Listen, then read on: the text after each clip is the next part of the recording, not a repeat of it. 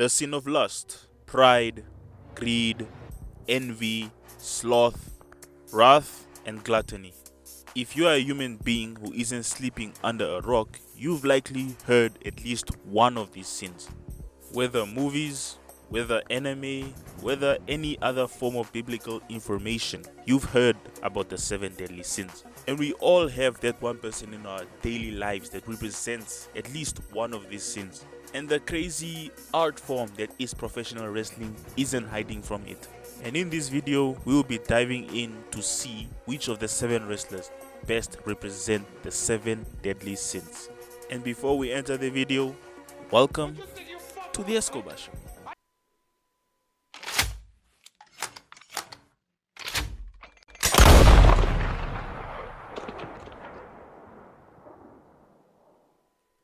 We're starting off with probably the most famous sin of all, and that's the sin of lust.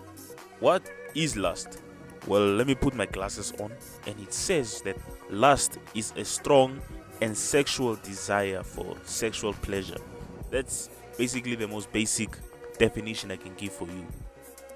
And there's no one who perfectly represented the sin of lust in the world of professional wrestling like the rated R superstar Edge. Look, some people need to be gone, bro.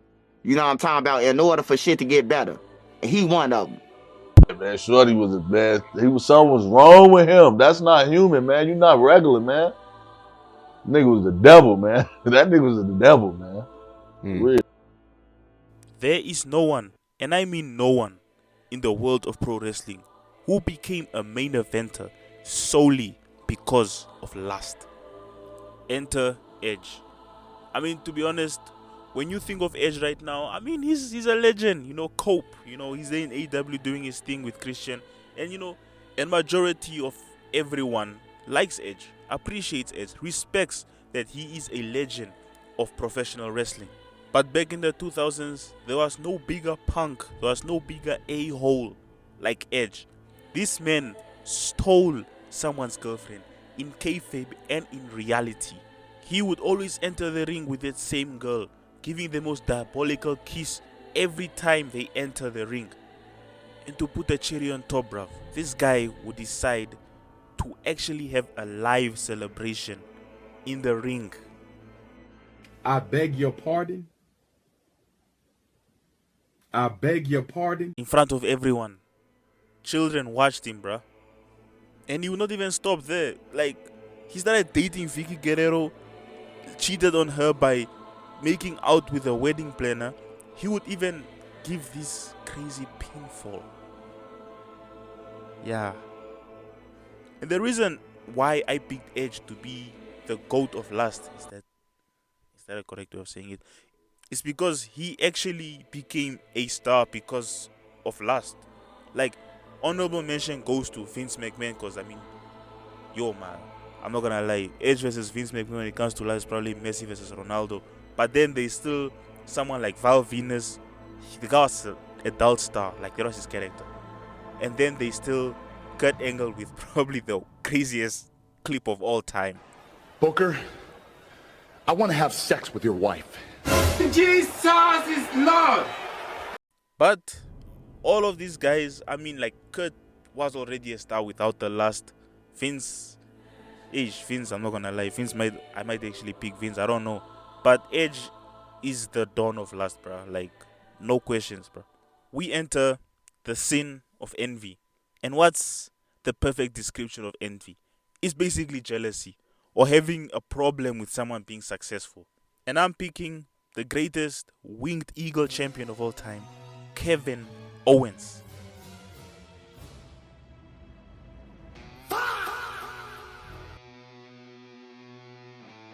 Do you know what's my first memory of Kevin Owens? Was betraying his best friend because he wanted this title. There, it's like right there, like, okay. Like Kevin Owens' most iconic rivalry came because of betrayal out of envy. You can even put his rivalry against Cody Rhodes out of envy. I mean, it started off as him being right, but later in the rivalry, you could tell that he was envious of Cody Rhodes' success.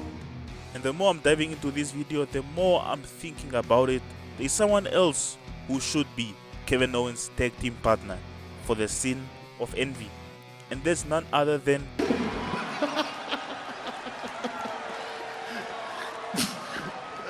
What a sick freak. yeah, Hunter Hearst Helmsley. I'm just thinking about it now. This dude literally betrayed Shawn Michaels because he was jealous that he was back. Then betrayed Randy Orton because he won the world title from someone that he couldn't beat. Had a problem with Batista slowly becoming a star and ultimately leading to their rivalry. And to put the cherry on top, Triple H would send Ric Flair to Hades because Ric Flair won the IC champion and he was basically being successful without evolution. And this guy will beat up a 50-something-year-old man because he hated what he became. Like, what? I'm like, what do you say fuck me for? Seeing Triple H these days always saying, "Oh, you ready?" always makes you forget what kind of punk this guy was when he was younger, bruh. The sin of greed. Greed is the feeling or sin of wanting more and more and more success, even if it means stepping on others. And the best person for the sin of greed is, you think you're running away from me? Hunter Hearst Helmsley. I'm not even gonna go deep into this section because, like, one thing I can just say, just three words, yeah. Reign of terror. There. Let's get klar. This guy's whole reign was burying people. And I mean, we already know the backstage politics. We already heard them. The Triple H was kinda crazy back in the day. We know what we mean, bruv. And it actually looked like this guy would never lose his title. At this point, probably the guys who were living in 2003, 4 and 5, at this point they probably said this guy is gonna die with that title. I'm being honest with you. But Triple H also has a tag team partner. And who's his tag team partner?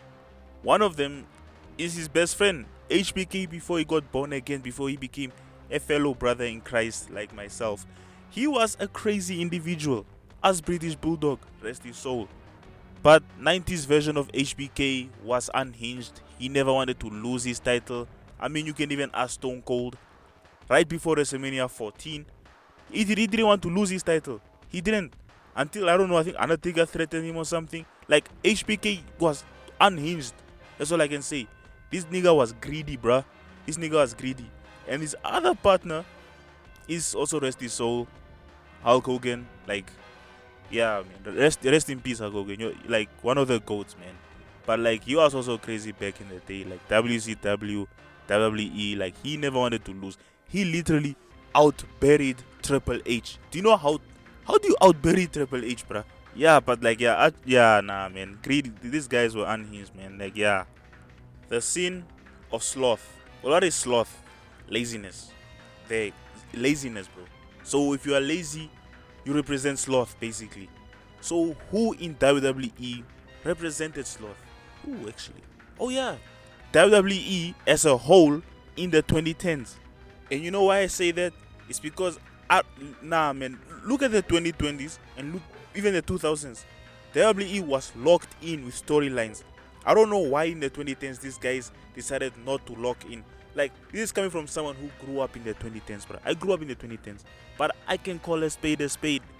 The storyline, the creative team wasn't locked in. They weren't. That's what I'm saying. Like, these guys didn't try their best. WWE had so many good stars, and they had the potential to have so many main eventers, but they were only relying on the same guys over and over again. We enter with the sin of pride. Now, pride is the feeling that you're better than everyone in every way possible and that everyone is beneath you. And the best person to describe pride is none other than the GOAT himself, the tribal chief, the head of the table, Roman Reigns. You must be sleeping under a rock or something. This whole character was basically, I'm better than you, acknowledge me, and if you don't, we have a problem. I mean, how did the rivalry between him and Jay start? Jay didn't want to acknowledge him. Like, why does another grown man, bruh, need to acknowledge you to assert your dominance, bruh? Even during the Bloodline Civil War, like Jimmy stepping up for himself, Jay stepping up for himself, Roman had a problem with it. Because he saw himself as, I'm better than everyone, I'm better than you, and if you think you are at the same level as me, we have a problem. So like Roman's whole character was, I'm better than you, I'm the best, and I'm gonna make sure that you know that I'm better than you. With 2 more sins left, I don't know why that sounds so wrong, we gotta talk about the sin of gluttony. What is gluttony? Gluttony is the sin of the overconsumption of food, drinks, just substances in general. And everyone would be expecting me to say someone like Otis, someone like Big Daddy V or something like that, but it's kind of dark, but it kind of makes sense, and that's the state of professional wrestling in the 2000s and in the 90s. At this point in this era of professional wrestling, substance abuse was overly consumed, painkillers, roids, and all of this, and wrestlers were negatively affected by this. I mean, we talk about someone like Kurt Angle, Eddie Guerrero, Chris Benoit, even back in the day, just the guys who used roids. And it was a dark time. I mean, even modern, like I want to talk about someone like Jeff Hardy, who, unfortunately, he used a lot of substances for, those reasons, I guess. So that's what I think represents the sin of gluttony. Last but not least, we enter the sin of wrath. So why is wrath? Basically, anger on another level. And who I pick to represent the sin of wrath is none other than the GOAT himself, Randy Keith Orton. I ain't nothing but a bunch of low-class street thugs. His most famous storyline here was basically him having anger issues, and so he started crashing out by kissing people's wives, punting old men, punting just everyone left, right, and center, was basically because he had anger management issues. Like Randy, I always forget, this guy hears voices in his head. What do you expect? Like, who else are you gonna think is gonna represent the sin of wrath? Like, his whole gimmick, his whole character was hearing voices in your head. Bro, what voices are you hearing? What are they telling you to kick people in the head for? And shave your head for no reason and go final form for no reason, bro. Like, people forget, like, Randy legit, even in real life, he had legit anger problems. So like, man, what did he do to make them niggas that mad? So yeah, Randall Keith Orton is the sin of wrath. And with that being said, I hope this video was truly sensational.